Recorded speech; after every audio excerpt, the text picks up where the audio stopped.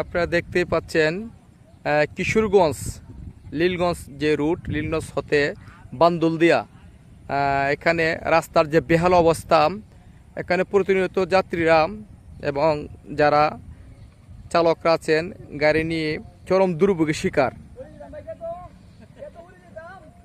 আপনারা দেখতে পাচ্ছেন যে যে রাস্তাতে গাড়িগুলো চলাচল করতেছে অত্যন্ত কষ্টবহল।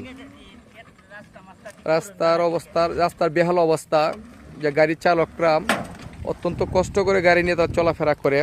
এখানে প্রতিনিয়ত অ্যাক্সিডেন্ট যে দুর্ঘটনার সম্ভাবনা রয়েছে, দেখতেই পাচ্ছেন যে গাড়িগুলো যাচ্ছে।